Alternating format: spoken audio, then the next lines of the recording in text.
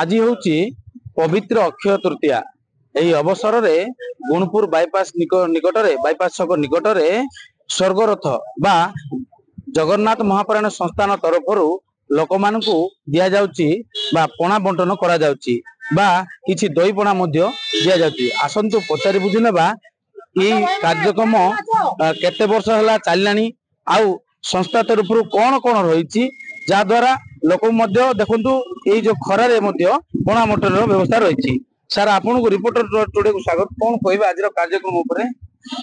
आज पवित्र अक्षय तृतीया दिवस। अक्षय तृतीयार महत्व अनेक अच्छी ताको आधार करी आम जय जगन्नाथ महाप्राण संस्थान तरफ अक्टोबर 2, 2016 रु ए पणा बंटन कार्यक्रम करा सकाल 9 रु प्राय 5000 लोकंकर व्यवस्था करा एर महत्व होची स्वर्गरथ 52 जन सभ्य को नहीं आम गोटे स्वर्गरथ संस्थान करिछु जोटा कि 3-3टा गाड़ी आमर यही रायगड़ा डिस्ट्रिक्ट भितर चल प्रचल होची।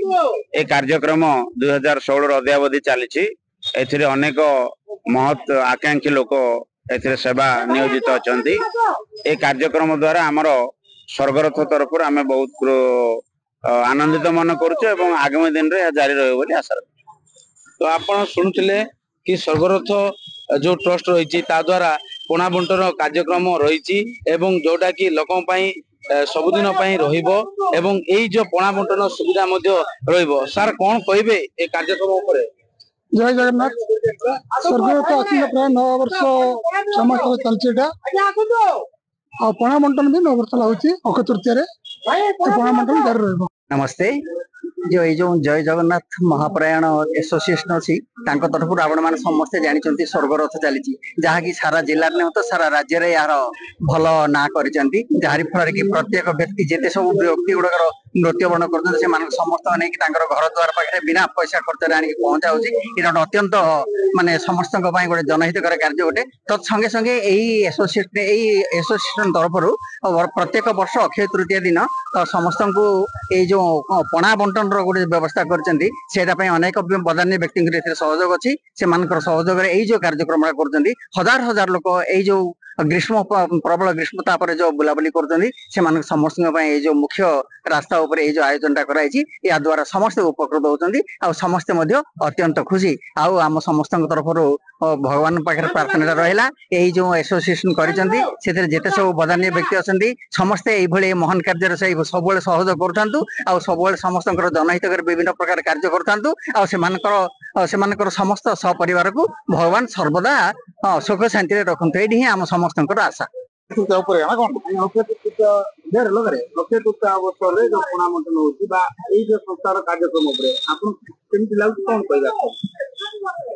जय जगन्नाथ।